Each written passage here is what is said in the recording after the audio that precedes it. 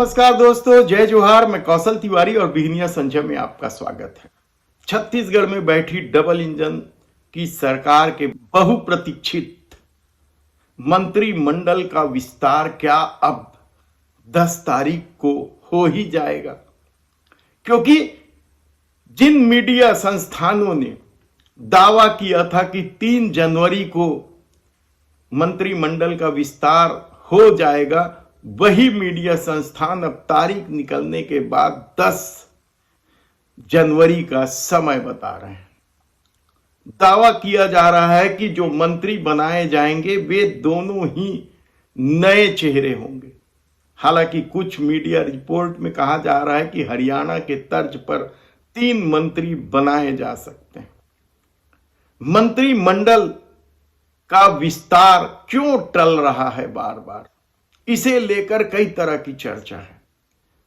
सबसे पहले तो यही कहा गया कि दिल्ली से अनुमति नहीं मिल रही है, लेकिन क्या सचमुच सिर्फ 2 मंत्रियों के विस्तार को लेकर भी दिल्ली हस्तक्षेप कर रही है, या फिर मामला कुछ और है?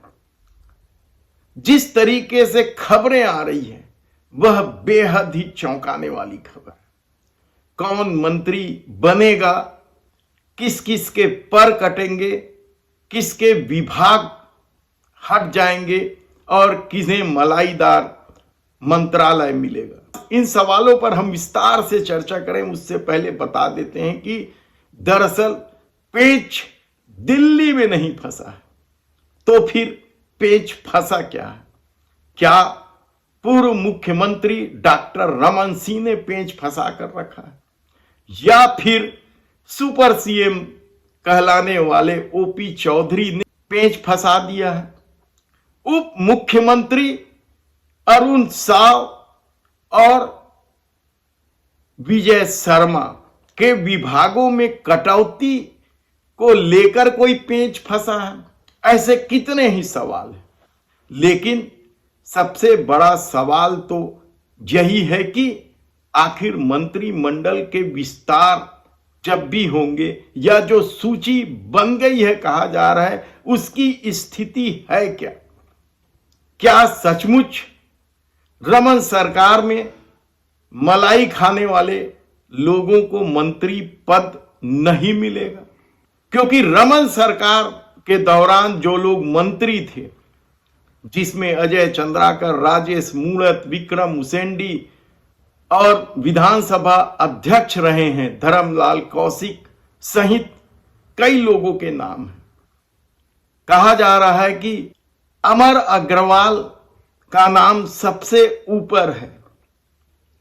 विरासत के साथ उनके सामने दिक्कत यह है कि लखीराम अग्रवाल को तो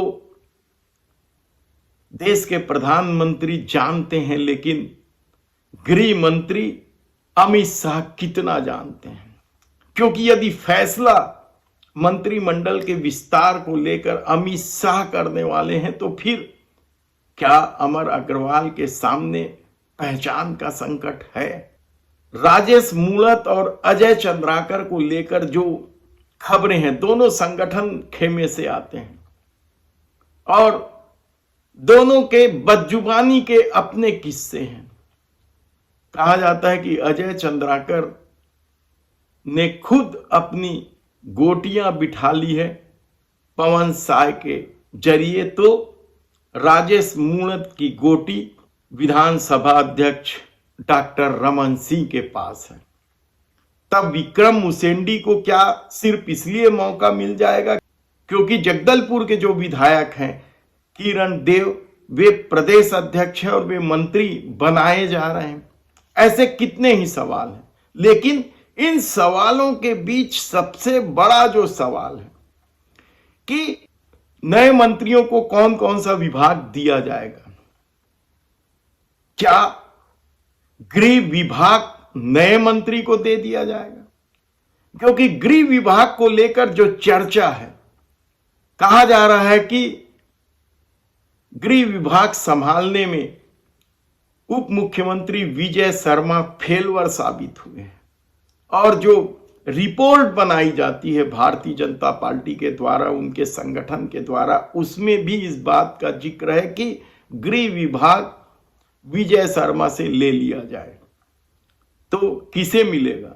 क्या ओपी चौधरी को मिलेगा या अभी वर्तमान में जो मंत्री हैं उनमें से किसी को दिया जाएगा? क्या वह आदिवासी वर्ग का होगा या पिछड़े वर्ग का होगा? ऐसे कितने ही सवाल है, लेकिन जो चर्चा है उसमें एक बात तो तय मानी जा रही है कि गृह विभाग विजय शर्मा के हाथों से छीन सकता है। ऐसे में वित्त मंत्री ओपी चौधरी को क्या कोई बड़ी जिम्मेदारी मिल सकती है?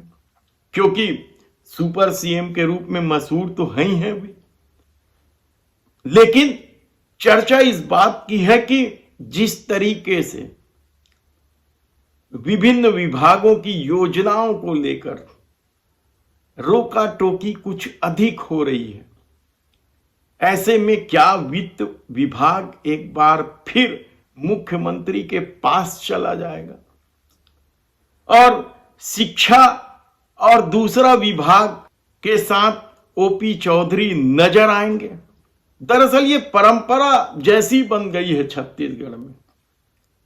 अमर अग्रवाल के बाद वित्त विभाग डॉक्टर रमन सिंह ने अपने पास रखा और उसके बाद से लगातार जितने भी मुख्यमंत्री बने, विष्णुदेव साय जी को छोड़ दीजिए, तो सभी ने वित्त विभाग अपने पास रखा था।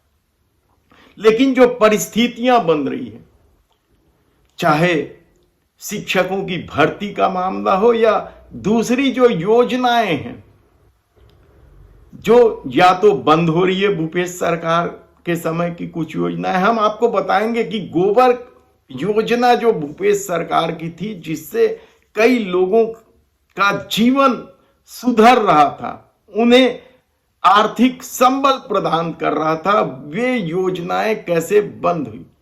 उसमें गोबर पेंट ले लो या कंडे ले लो या दिया बनाने का मामला हो, रीपा योजना का के तहत होने वाले काम का मामला हो, उसके लिए पैसे को लेकर भी कई तरह के विवाद हैं। तो क्या वित्त विभाग ओपी चौधरी से छीन दिया जाएगा? कहा तो यह भी जा रहा है कि केदार कश्यप भी बदले जा सकते हैं, उनके कुछ विभाग छीने जा सकते हैं या उन्हें प्रदेश अध्यक्ष बनाया जा सकता है।